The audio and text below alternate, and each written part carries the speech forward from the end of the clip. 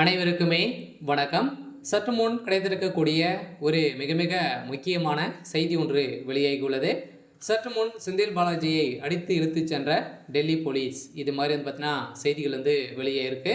இப்போ அனைவருக்குமே தெரியும், சமீப காலத்தில் பார்த்தீங்கன்னா செந்தில் பாலாஜியுடைய சம்மந்தப்பட்ட இடங்களிலும், அதே மாதிரி எம்பி ஜெகத் ரக்ஷனுடைய சம்மந்தப்பட்ட இடங்களிலும் தொடர்ந்து 3 நாட்களாகவே ரெய்டுகள் நடந்தது. இந்த ரைடின் அடிப்படையில் நிறைய முக்கியமான ஆதாரங்களும் நிறைய டாக்குமெண்ட்டுகளும் கிடைத்திருந்த நிலையில் இதில் பார்த்தீங்கன்னா முக்கியமாக நிறைய பணங்கள் பறிமுதல் செய்யப்பட்டு இருந்த நிலையில் பார்த்தீங்கன்னா அதிரடியாக செந்தில் பாலாஜி அவர்கள் ஏற்கனவே சட்டத்துக்கு விரோதமான பண பரிமாற்ற வழக்கில் தான் வசமாக சிக்கியிருந்தார். இதைத் தொடர்ந்து அவர் நிபந்தனை அடிப்படையில் தான் ஜாமீனில் இருக்கார். அவருடைய ஜாமீன் எப்போனலாம் இது ரத்து செய்யப்படலாம் அப்படின்ற மாதிரி சமீப காலத்தில் ஒரு பரவலாகவே பேசப்பட்டு வந்திருந்த நிலையில் இப்போ திடீர்னு பார்த்தீங்கன்னா செந்தில் பாலாஜி அவர்கள் பார்த்தீங்கன்னா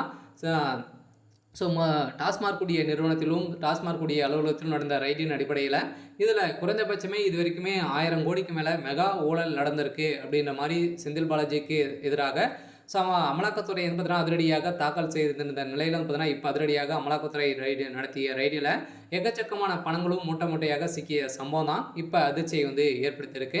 இதை பற்றி இந்த வீடியோவில் பார்க்கலாம். அதுக்கு முன்னாடி மறக்காமல் நம்மளுடைய சேனல் சப்ஸ்கிரைப் பண்ணி பாருங்கள். இந்த செந்தில் பாலாஜியுடைய வழக்கை பொறுத்தளவுக்கு பார்த்தீங்கன்னா என்ன அப்டேட் வெளியாயிருக்கு அப்படின்னா, இதில் பார்த்தீங்கன்னா திமுக தலைமையகத்தில் ஒரு முக்கிய புள்ளிகளாக இதில் ஈடுபட்டு இருக்காங்க. பார்த்தீங்கன்னா இந்த 1000 கோடி முதல்வர் ஸ்டாலின் அவர்களுக்கு தான் சென்றிருக்கு அப்படின்ற மாதிரி தகுந்த ஆதாரங்கள் சிக்கியிருக்கக்கூடிய நிலையில் தான் இப்போ பார்த்தீங்கன்னா முதல்வர் ஸ்டாலின் அவர்களும் இப்போ சிறையில் அடைக்க போகிறதாக ஒரு தகவல் வெளியாக இருக்குது. இருந்தாலுமே திமுகவுடைய தலைமையகத்துக்கு பெரும் நெருக்கடியாக தான் விழுந்திருக்கு. அண்ணாமலை அவர்கள் சொல்லிய மாதிரியே பார்த்தீங்கன்னா இப்போ நடந்திருக்கு. இதன் அடிப்படையில் தான் பார்த்தீங்கன்னா செந்தில் பாலாஜி கதை ஒட்டுமொத்தமாக முடியக்கூடிய நிலை உருவாகியிருக்கு. இதனால் செந்தில் பாலாஜி அவர்கள் பார்த்தீங்கன்னா அவர் 3 கூடியவர்கள் இன்னும் அவருக்கு 7 ஆண்டுகள் சிறை தண்டனை விதிக்கிறதுக்கான அனைத்து ஏற்பாடுகளே நடந்திருக்கு. நம்ம எதிர்பார்த்த மாதிரி பார்த்தீங்கன்னா இந்த செந்தில் பாலாஜியுடைய வழக்கை பொறுத்தளவுக்கு பார்த்திங்கன்னா இது வரைக்கும் முடிக்கிற மாதிரியே தெரியல. இதில் முதல்வர் ஸ்டாலின் அவர்கள் சிக்கியிருக்காரு. அடுத்ததாக எம்பி ஜெகத் ரக்ஷன் அவர்களும் பார்த்தீங்கன்னா அவருக்கு சம்மந்தப்பட்ட நிறுவனங்களும் அதே மாதிரி டாஸ்மாக் கூடிய அலகுகள் அவருக்கு சம்மந்தப்பட்ட 10க்கும் மேற்பட்ட அவருடைய நண்பர்களுடைய வீட்டிலும் ரைடுகள் நடந்ததில் செந்தில் பாலாஜிக்கு சம்மந்தப்பட்ட நிறைய டாக்குமெண்ட்டுகள்லாம் இப்போலாம் இது சிக்கிருக்கு.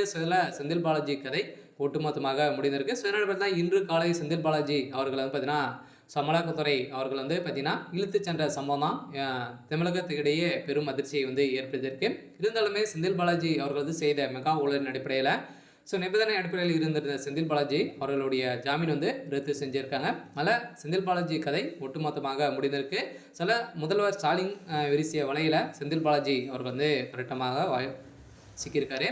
சரி, ஓகே. இன்னைக்கான அப்டேட் பார்த்தீங்கன்னா இதுதான். மறக்காமல் நம்மளுடைய சேனலை சப்ஸ்கிரைப் பண்ணி சப்போர்ட் பண்ணுங்கள். தேங்க்யூ.